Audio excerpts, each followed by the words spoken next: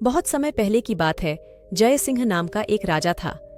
उसे लगता था कि वह हर बात पर न्याय करने और हर विषय में उचित विचार रखने वाला व्यक्ति है, जबकि असल में वह एक घमंडी व्यक्ति था। उस राजा की 3 बेटियां थीं। एक दिन उसने अपनी बेटियों को बुलाकर कहा, मेरे पास जो भी है वो सब तुम्हारा है। तुम तीनों को मुझसे ही जीवन मिला है। मेरी इच्छानुसार ही तुम तीनों का वर्तमान और भविष्य बना हुआ है और आगे भी ऐसा ही रहेगा। मैं ही तुम तीनों का भाग्य बना सकता हूं और बिगाड़ सकता हूं। राजा की यह बात सुनकर उसकी 2 बेटियों ने शांत मन से राजा की बात में हामी भर दी, लेकिन तीसरी बेटी ने ऐसा नहीं किया। उसने कहा, नहीं, मुझे तो नहीं लगता है कि आपके हाथों में मेरा भाग्य है।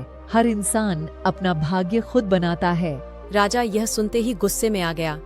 उसने अपनी तीसरी बेटी की कही बातों को एक चुनौती के रूप में स्वीकार किया।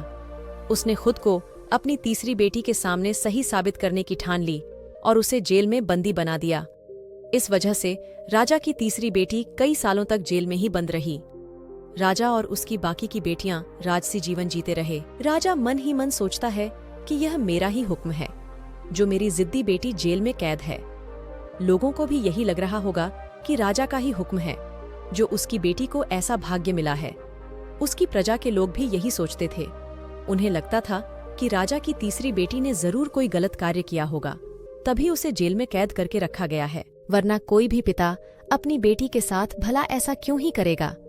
राजा कभी कभी जेल में कैद अपनी तीसरी बेटी से मिलने के लिए जाता था।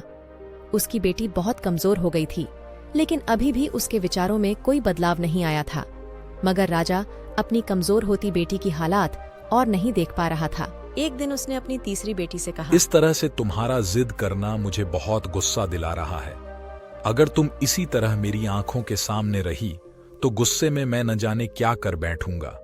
मैं तुम्हें मौत की सजा भी दे सकता हूं, लेकिन मैं एक अच्छे दिल का हूं, इसलिए मैंने सोचा है कि तुम अब मेरे राज्य के पास के ही एक जंगल वाली जमीन पर जानवरों के साथ रहोगी।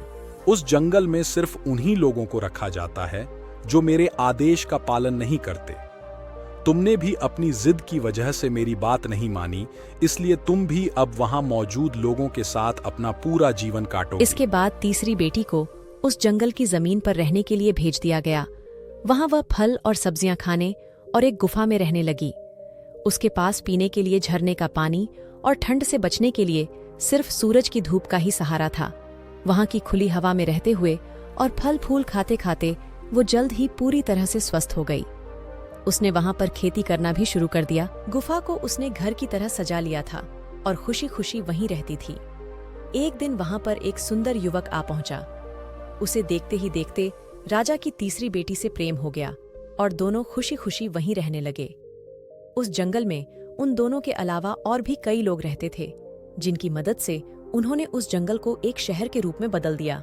कुछ ही सालों में राजा की तीसरी बेटी और वो युवक उस शहर के राजा रानी बन गए। अब उनके शहर की चर्चा दूर दूर तक होने लगी। जैसे ही इसकी जानकारी राजा को मिली, वह उस जंगल में सब कुछ देखने के लिए पहुंच गया। जब उसने वहां की राजगद्दी पर अपनी बेटी को बैठे देखा और साथ में एक खूबसूरत युवक को, तो उसके होश उड़ गए। राजा की बेटी ने अपने महल में अपने पिता का पूरे सम्मान के साथ स्वागत किया। उसने अपने पिता से उसके बुरे बर्ताव व फैसले के लिए कुछ भी नहीं कहा। अपनी बेटी का ऐसा बर्ताव देखकर राजा भावुक हो गया और उसे अपनी गलती का एहसास हो गया। उसने अपनी बेटी से कहा, मुझसे गलती हो गई बेटी। मुझे लगा मैं ही हूं जो तुम्हारा भाग्य बना सकता हूं, लेकिन अब मुझे पता लग गया कि हर इंसान खुद ही अपना भाग्य बनाता है। कोई अन्य इंसान किसी और का भाग्य ना तो बना सकता है और ना ही बिगाड़ सकता है। अपने पिता की बात सुनकर बेटी ने कहा, पिताजी, आपने मुझे पाला है और बड़ा किया है, लेकिन इसका मतलब ये नहीं है कि आप किसी का भी भाग्य बदल सकते हैं। कोई इंसान अपने चरित्र के बल से ही स्वयं के भाग्य को बदल सकता है। अब राजा को समझ में आ गया था कि उसे अपनी बेटियों के साथ ऐसा बर्ताव नहीं करना चाहिए था। उसे यह ज्ञान हो गया था कि इंसान जैसे कर्म करेगा वैसा ही उसका फल पाएगा। यदि प्राणी अच्छे कर्म करेगा तो अच्छा फल मिलेगा, और यही अच्छे बुरे कर्मों का फल ही आगे जाकर उसका भाग्य बनाते हैं।